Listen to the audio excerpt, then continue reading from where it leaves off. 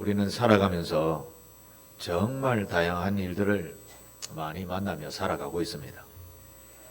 대개는 한 번씩 경험해 본 일들을 만나기 때문에 쉽게 그 어려움을 넘어갈 수 있지만, 때로는 전혀 경험하지 못했던 그런 어려움을 당할 때는 정말 당황스럽게 무엇을 어떻게 할지 몰라 전전긍긍하며 고민할 때가 참 많이 있습니다. 오늘 우리가 읽었던 본문의 한나라는 여인도 시집을 가고 난 뒤에 자식이 태어나지 않음으로 인해서 정말 한 번도 경험하지 못했던 그런 참담한 고난을 겪게 됩니다. 오늘 우리가 읽었던 이 본문을 통해서 배울 점이 두 가지가 있는데요. 하나는 이런 한 번도 경험하지 못했던 그런 경험 속에 하나님께 구하면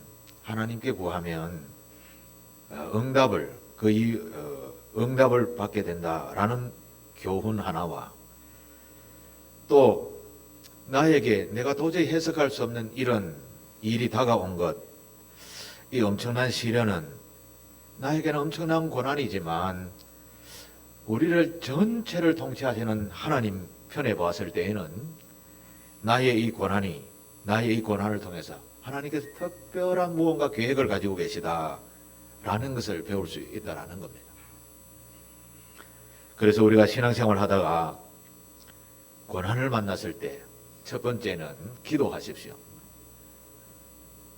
이 난관을 벗어날 유일한 방법은 기도다. 명심하시게 되기를 바라며, 두 번째는요, 하나님께서 나에게 왜 괜히 이런 일을 만나게 하셨지? 이렇게 생각할 수 있어야 됩니다.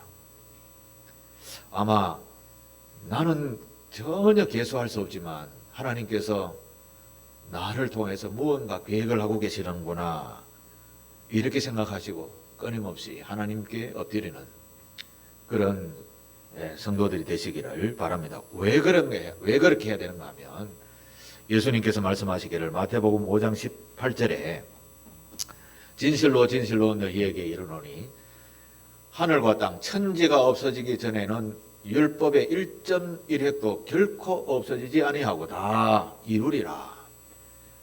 이 말씀은 성경에 기록되어진 말씀이 곧 하나님의 말씀이기에 변함이 없다라는 겁니다. 절대 변함이 없다라는 겁니다. 인류 역사에 모든 역사들은 조금씩 업그레이드 되어 옵니다.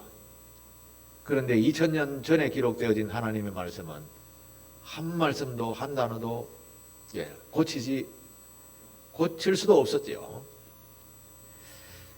그래서 하나님의 음성이니 결코 없어지지 않고 다 이루어진다라고 예수님께서 말씀하신 것이죠. 예수님께서 이어서 마태복음 6장 26절에도 하늘에 나는 공중의 새를 보라. 저들은 심지도 않고 일도 하지 않고 거두지도 않고 창고에 모아들이지도 아니하는데 하늘 아버지께서 그 모든 것을 다 기르신다. 너희는 이것보다도 귀하지 아니하냐. 또 마태복음 6장 28절에 하반절에 보면 들의 백합화를 보라. 꽃을 보라는 거죠. 저들이 어떻게 자라는가 생각하여 보라. 수고도 하지 않고 길쌈도 하지 아니하느니라. 여러분, 이 말씀만 생각해도 우리가 살아가는 삶의 모든 그 삶의 영역에 보면 하나님의 세심하시고 간섭하시는 모든 부분들이 숨겨져 있다는 것을 알 수 있게 됩니다. 자연의 환경, 우리가 아무리 과학과 문명이 발달해도 이 자연의 환경을 아직까지 거스르는 것은 없습니다. 인류가 그것을 넘어설 수 없는 거죠. 아마 그것을 넘어설 때쯤 되면 멸망하지 않을까 생각을 합니다. 이처럼 예수님께서 하시는 말씀만 생각해도 우리는 하나님께서 얼마나 우리를 소중하게 여기시는가를 알 수 있습니다. 오늘 우리가 읽었던 본문에 나오는 한나라는 여인도 자식을 얻지 못했습니다. 그 성경에 나오는 여인들의 이야기를 들어보면 자식을 왜 못 낳느냐, 뭐 자식 없으면 팔자 좋게 살지 이렇게 생각할 수는 모릅니다만 이 당시에는 여인이 시집을 가서 자식을 못 낳으면 엄청난 고난이 다가오기 때문에 그렇습니다. 한나가 자식을 간절하게 원했던 이유가 있는데요.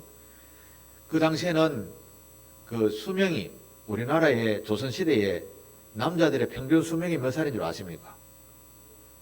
35입니다. 35. 제가 뭐 나오는 대로 이야기하는 거잖아요. 네, 기록을 보고 이야기하는 건데 옛날 또 하고도 그 옛날에 남자들의 수명은 20대가 대부분이었다고 합니다. 그 십자군 전쟁이라는 그 천년 전의 기록에도 봐두면 보통 25세가 남자의 평균 수명이라고 합니다. 또 왜 남자는 왜 이렇게 빨리 죽느냐? 전쟁이 많았거든. 그래서 이 한나가 살아갈 때에도 남자가 빨리 죽는다 하는 걸 알았습니다. 그런데 이 남편이 죽게 되면 과부가 되잖아요. 근데 이 과부는 사회에 나가서 사회생활을 할 수 있는 기득권이 아무것도 없었습니다. 지금 우리로 생각하면 이해가 안 되지만 그 당시에는 과부가 나가서 경제적 활동하는 것은 험했습니다. 남편 없고 자식 없다. 거의 뭐 죽은 사람과 마찬가지였었습니다. 예, 노예 생활, 종 생활 하는 것밖에 없었습니다. 그래서 당시의 여인들은 남편을 면류관처럼, 자식을 면류관처럼 깊이 생각했습니다. 고대의 역사를 기록을 보면요, 약 4,000년 전에 남무우르라는 역사책에 보면 또 하나 더 우리가 들을 만한 3,700년 전에 함무라비 법전이라는 그 메소포타미아 지방에 있었던 나라의 법전을 보면 국가의 법으로 과부와 고아를 보호해야 된다라는 규정이 명확하게 규정되고 있습니다. 당시의 가부장적인 사회에서 남편 없는 여인의 형편은 그야말로 인권이 없었습니다. 멸시와 천대 그 이상이었습니다. 이스라엘의 지혜자들이 모은 탈무드라는 책에도 보다 보면 과부와 고아의 유산을 지켜줘야 한다라는, 이것은 뭐 도덕률이 아니라 민사 형사 법률로 제정하여 기록하기도 했습니다. 성경에도 나옵니다만, 왜냐하면 나쁜 재판장들이 많았습니다.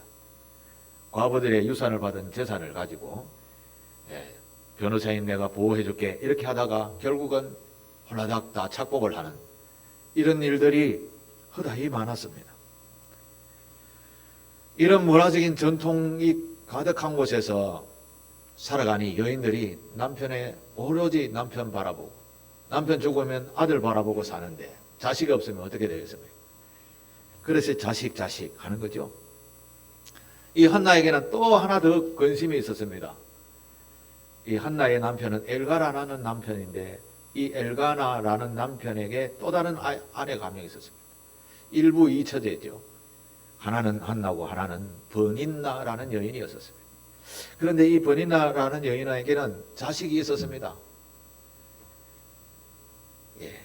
한 여인은 자식이 있고 한 여인은 자식이 없다. 자식이 없는 여인의 형편은 우리가 뭐 말로 하지 않아도 상황이 그려지죠. 사무엘상 1장 6절 7절을 우리가 한번 보겠습니다. 여호와께서 그에게 임신하지 못하게 하심으로 그의 적수인, 여기에서 적수라고 합니다. 버닌나가 그를 어떻게 했다고 합니까? 심히 격분하게 하여 괴롭게 하였더라. 심히 격분하게, 이 말을 우리가 지금 사용하는 말로 표현한다면 어떤 말이 되겠습니까? 뚜껑이 열릴 만큼 괴롭혔더라. 7절에 매년 한나가 여호와의 집에 올라갈 때마다 남편이 그같이 하매 버닌나가 그를 격분시키므로 그가 울고 먹지 아니하니. 더 뭐 설명하지 않아도 엄청난 스트레스를 한나가 받고 있었다라고 알 수 있습니다. 한나는 이런 불타는 마음 속에서 내가 이것을 어떻게 하든지 자식을 얻든지 뭔 수를 내야 되겠다라고 하며 다짐을 하게 됩니다. 다짐을 하게 됩니다. 이제 그것이 어떤 행동으로 나타나는가 하면 그 당시에 성전이 실로라는 동네에 있었는데 실로에 엎드립니다. 나 집에 안 가. 내 성전에서 아들 줄 때까지 막 여기서 막 하나님께 졸라봐야 되겠다. 내가 왜 이런 고난을 당하는지 하나님 앞에 오늘 한판 합시다 하면서 막 하나님께 아뢰를 그런 마음으로 성전에 엎드려서 기도했다라는 말입니다. 이제 하나님 편에서 봤을 때에는 제가 성경을 읽어본 결과 하나님은 어떤 계획을 가지고 분명히 계시는데 그 계획을 이루기자 원할 때에는 택하신 어떤 사람들을 통해서 기도를 많이 받으시고 이제 됐다라고 할 때까지 기도 받으시고 일을 행하신다는 것을 제가 성경을 읽으면서 깨닫게 되었습니다. 한나도 마찬가지입니다. 한나를 통해서 뭔가 계획을 하고 계셨는데 한나의 기도로 차도록 하나님께서 기다리는데 한나는 속이 터져 죽는 거죠. 눈물 콧물 보내면서 남편에게도 막 울고 먹지 아니할 정도로 이렇게 했다라는 것이죠. 기도는 누누이 강조하지만 중요합니다. 하나님께서 이런 계획을 가지고 계셨다 하더라도 기도를 통해서요 바꿀 수도 있는 것이 이 기도라는 겁니다. 우리 조상들이 사극에 보면 간절하게 비는 그런 기도하는 모습들을 종종 보게 되죠. 뒷뜰에 새벽에 일찍 일어나서 하얀 옷을 깨끗하게 입고 정한 술을 떠놓고 비나이다 비나이다 많이 보셨죠 드라마에. 아들이 과거 보러 가거나 남편이 과거 보러 가거나 아니면 전쟁터에 가거나 할 때 보내놓고 나서 집에서 하는 부인이 하는 일은 비나이다 비나이다. 그런 정성으로 기도하는 것이 맞습니다. 그런데 중요한 점은 비나이다 비나이다 누구에게 빌었습니까? 옛날에는 하늘과 땅에 있는 모든 신에 그러니까 천지신명에 이렇게 빌었습니다. 그런데 지금 우리는 오직 유일하신 하나님 하나밖에 없는 한 분인 하나님에게 구하면 됩니다. 그리고 우리의 모든 죄를 대신 다 사하여 주신 그 이름 예수 그리스도 이름으로 기도드립니다 라고 하면서 기도하는 것이 기도의 모범입니다.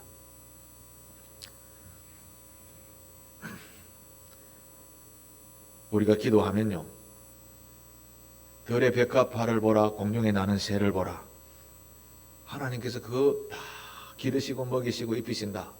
하물며 너희 이렇게 만들고 저렇게 만들고 그리고 십자가에 자기의 아들까지 내어주시면서까지 사랑한 너희를 그냥 모른 척 한다고? 그렇지 않다라는 것이죠. 그래서 요한복음 3장 16절에 첫 소절에 보면 하나님이 세상을 이처럼 사랑하사라고 하는데 그게 자기 아들까지 내어주시면서 우리를 사랑했다라는 표현인 것이죠. 저와 여러분에게 향하신 하나님의 계획은 다 있습니다. 우리는 다 알지 못하지만 그래서 어려움을 당하십니까? 힘든 일 있습니까? 우리의 영혼의 주인이시고 우리의 삶을 주관하시는 하나님께 구하십시오. 하나님께서는 우리를 어떻게 생각하시는가 하면 요한복음 1장 12절에 하나님을 영접하는 자, 그 이름을 믿는 자들에게는 하나님의 자녀라는 권세를 주셨다라. 자녀. 굉장히 중요한 말씀입니다. 우리가 자녀라는 거죠. 어디에 가도 어느 곳에 가도 부모는 자기 아들부터 먼저 찾습니다. 야구장에 탁 놀러 갔는데 야구장에 선수들 지금 경기하는 그게 보는 게 아니라 들어가면 우리 아들이 있는데 하면 제일 먼저 아들을 찾죠. 어디에 앉아있나. 마찬가지 하나님께서도 그런 분이시다라는 것입니다. 우리 하나님은 우리의 자녀인 우리를 위해서 우리가 알지 못하는 엄청난 수고를 많이 하시고 계십니다. 여러분 잠잘 때 누가 보호해 주시나요? 여러분 밥 먹고 소화될 때까지 누가 그 소화를 다 지켜보고 계실까요? 우리는 우리 몸에서 일어나는 일은 우리 스스로 통제할 수가 없습니다. 건강을 지키고 있다는 것은 하나님께서 붙들어 주시고 있다는 명확한 증거인 것이죠. 감사하셔야 됩니다. 지난밤에도 안녕히 주무셨습니까? 눈을 떴으면 하나님 감사합니다라고 먼저 소리가 나와야 하는 것이죠. 우리 속담에 자식을 이길 부모는 없다라는 그런 말이 있죠. 이 말은 무슨 말입니까? 자녀들이 부모님에게 끊임없이 주의소 하면 안 줄 부모가 없다라는 것이죠. 설사 이놈이 내가 재산을 좀 나눠주면 설사 나를 떠나버린다 하더라도 자꾸 요구하면 주는 게 부모인 것이죠. 지는 것이죠. 마찬가지 하나님께서도 하나님의 자녀들이 끊임없이 구하면 하나님의 보좌를 움직여서라도 우리의 기도를 들어주시는 것입니다. 그런데 거기에서 중요한 것은 내가 지금 하나님 앞에 요구하는 것이 하나님도 기뻐하시는 것인가? 요것만 알면 이건 확실하게 응답을 받는다라는 것을 여러분 기억하시고 이건 하나님께서도 기뻐하실 일이야 하며 끊임없이 구해 보십시오. 반드시 응답을 받게 됩니다. 어린아이에게 엄마 내 칼 좀 빌려달라고 식칼 좀 빌려달라고 오늘 내 친구 놈도 하면서 내 칼 들고 가고 좀 위협을 좀 줘야 되겠다. 그러면 얘다 갖고 가라 하는 부모가 있습니까? 없죠. 그런 기도는 안 들으신다라는 거죠. 안 들어주는 게 응답인 겁니다. 기도해도 하나님께서 이거 기뻐하시는 일인가 생각하고 기도하시게 되기를 바랍니다. 그러면 속한 시간에 응답해 주실 줄 믿습니다. 자, 그러면 이 여인 한나에게 어떤 계획을 하나님께서 갖고 계셨길래 자식을 낳지 못하게 하셨을까? 아까 사무엘상 1장 6절 앞에 보면 여호와께서 그에게 임신하지 못하게 하심으로 아이를 갖지 못하는 이유가 분명하게 있죠. 누가 했습니까? 여호와께서 그에게 임신하지 못하게 하셨다. 이 말은 뒤에 따라오는 말이 무엇입니까? 뭐 하기 위해서라는 거죠. 분명히 무슨 일이 있다라는 것이죠.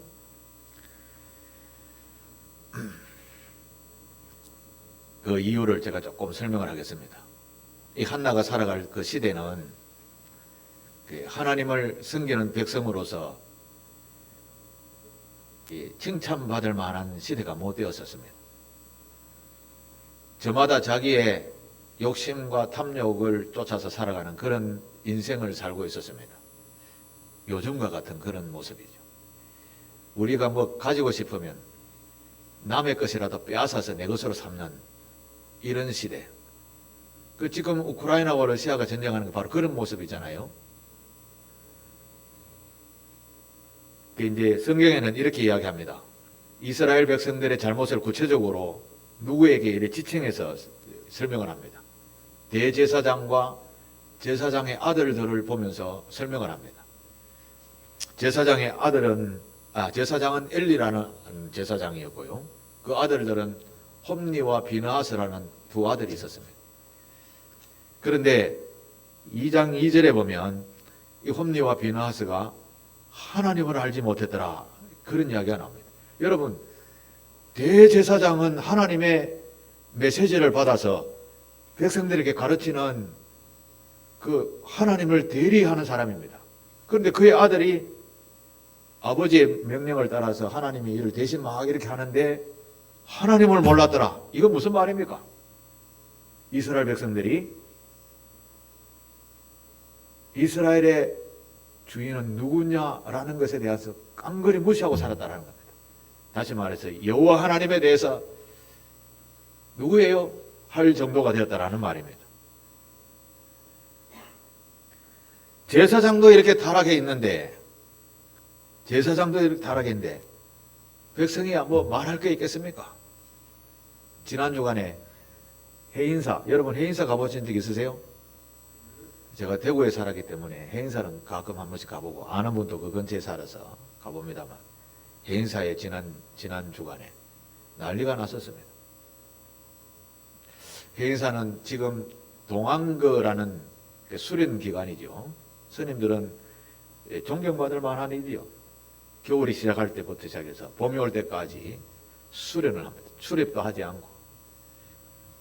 그 해인사에 유명한 스님이 계셨는데 성철 스님이라고 있었는데 그분은 평생 동안 자기 등을 이렇게 방바닥에 누이지 않은 사람으로 유명하죠. 그래서 그분이 돌아가셨을 때는 뭐 해인사 근처가 난리가 났었습니다. 그런데 그 지금 주지의 비서와 뭐 입에 담기 못한 부끄러운 일들이 막 일어나게 되었습니다. 그야말로 이 높은 위상에 있었던 해인사가 땅에 완전히 추락하는 일이 지난 주간에 신문에 대해서부터 빌렸었어. 뭐 남 탓할 것 없습니다. 기독교는 어떨까요? 똑같습니다. 바로 성경의 사사시대의 말기, 지금 제가 이야기하고 있는 엘리 제사장의 아들들만 봐도 그렇다라는 겁니다. 이런 부끄러운 일들이 막 일어나는 그 시대를 지금 우리에게 말씀하고 있는 것이죠. 하나님은 이런 시대를 심판하고 정리를 하고 싶었습니다. 그 심판하고 정리할 임무를 하나 준비하고 계셨는데 그 임무를 준비하기 위해서 한나라는 분을 선택하셨던 겁니다.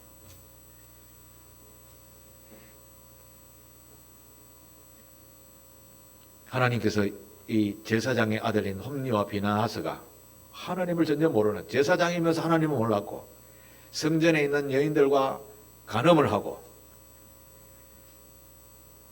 입에 담지 못할 일들을 많이 했었습니다. 이 하나님을 업신여기는 행동을 마음껏 했는 거죠. 하나님을 모르니까. 하나님께서 진노하셨습니다. 2장 32절에 보면 환난을 당할 것이다. 다른 말로 하면 재난을 당할 것이다 라는 말이죠. 엘리 제사장에게 이렇게 이야기합니다. 너희 가족 이제 대대로 노인이 없을 것이다. 젊어서 다 죽는다라는 말입니다. 그리고 너희 가문은 멸문지화, 가문의 문을 닫겠다라는 그런 말씀입니다.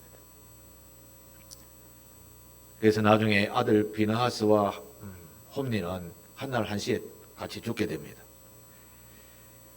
이 엘리라는 가문은 대단한 가문입니다. 모세의 형인 아론이 첫 번째 대제사장이 되는데 그 대제사장의 가문을 이어받은 후대의 사람이 엘리입니다.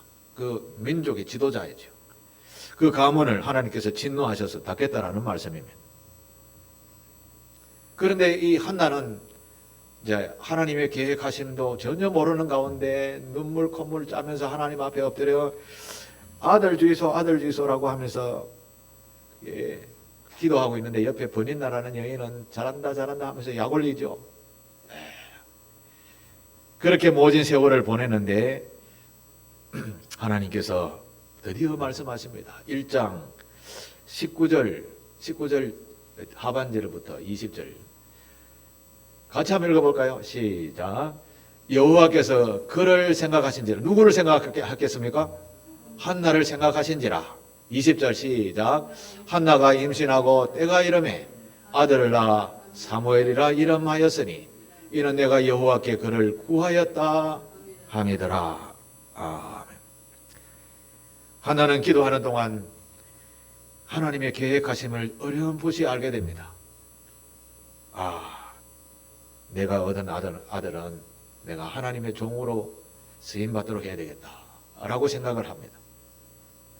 그렇게 해서 한나는 아이들을 낳고 젖이 뗄 동안에 자기가 키우다가 젖이 뗄 무렵쯤에 엘리 제사장에게 가서 아이를 키워달라, 제사장으로 키워달라라고 보내게 됩니다. 이제 성전에 자기 아들을 키우면 이제 맡겨놓고 한나는 매일 성전에, 매일은 아니겠죠, 왔다 갔다 하면서 아이 크는 거 보면서 옷도 지어주고 이렇게 행복하게 살게 되었습니다. 하나님께서는 한나의 간절한 기도와 그리고 한나의 그 기도를 하나님께서 받으시고 난 뒤에 한나의 수고했다라고 보너스를 주십니다.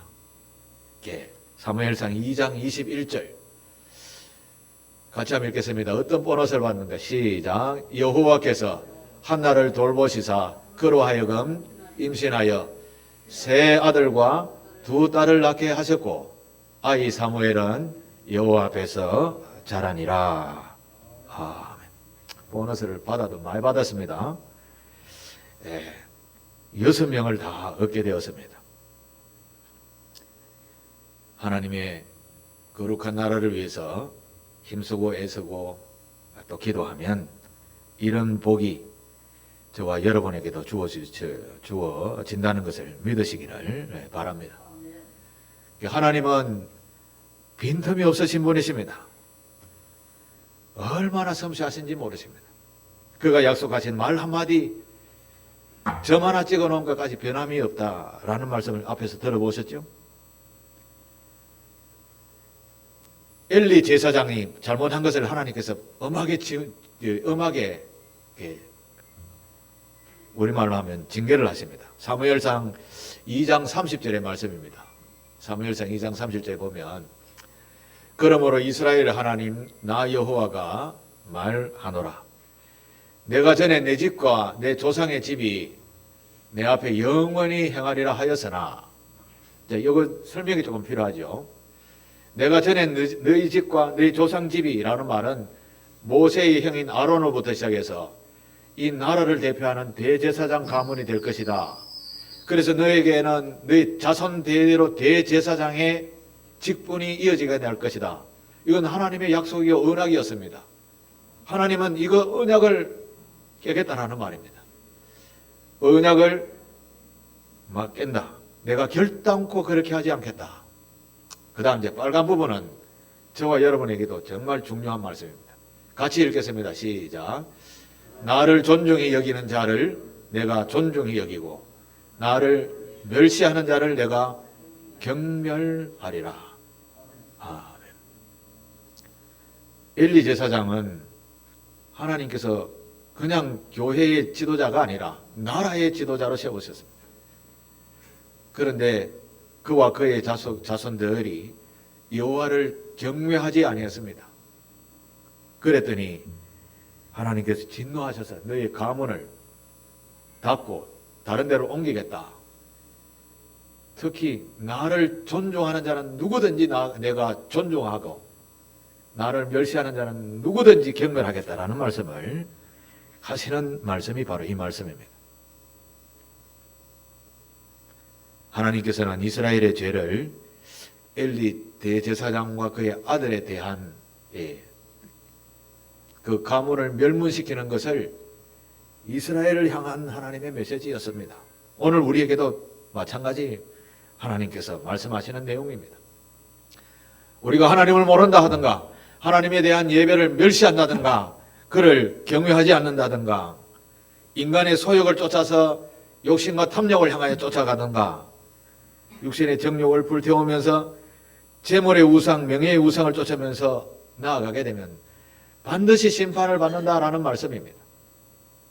이게 바로 오늘 제목 이유 있는 하나님의 계획이라는 겁니다. 하나님께서는 저와 여러분들을 눈동자와 같이 보호하시고 지키시는 줄 믿으시기를 바랍니다. 때로는 우리가 헤아릴 수 없는, 해석할 수 없는 어려운 고난을 겪을 때가 있습니다. 그런 또 고난을 지금도 겪고 계시다면 여러분 하나님 앞에 나와서 엎드려 기도하시기를 바랍니다. 이게 유일한 길입니다.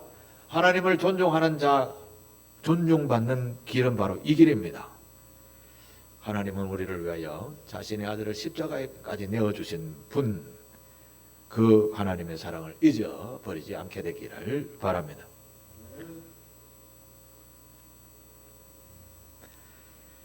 지금 고난을 당하고 있지만 하나님께서는 그 고난을 어떻게 이겨내는가 하나님 앞에 엎드려 기도하면서 자신의 정체성을 지금 잘 다스려가고 있는가를 유심히 기다리고 보고 계시다가 하나님 때가 되었을 때에 한나에게 태의 문을 열어주신 것처럼 그가 생각하신지라 할 때 될 때, 다시 말해서 나를 존중히 여기는 그 때가 될 때 하나님께서는 우리에게 찾아오셔서 한나처럼 모든 길을 열어주시고 복이 있는 삶으로 인도해 주실 줄 믿습니다. 우리 모두는 한 번도 계획함이 없으신 분이 없습니다. 모두가 다 계획하심이 있습니다. 고난이 있습니까? 하나님을 찾아 와서 기도하시게 되기를 바랍니다. 이렇게 살 때 우리가 살아가면서 최고의 선택, 복이 있는 길을 선택하는 길인 줄 믿으시고 우리 함께 영원히 사는 이 상길을 걷는 우리 상길교회 교우들 되시기를 주님의 이름으로 축복합니다. 기도하겠습니다. 하나님 아버지 감사 찬송을 올려드립니다. 지극히 부족한 저희들을 우리 아버지 하나님께서 선택하시고 부르시고 은혜 주시어서 아버지의 자녀 삼아주셨음을 감사합니다.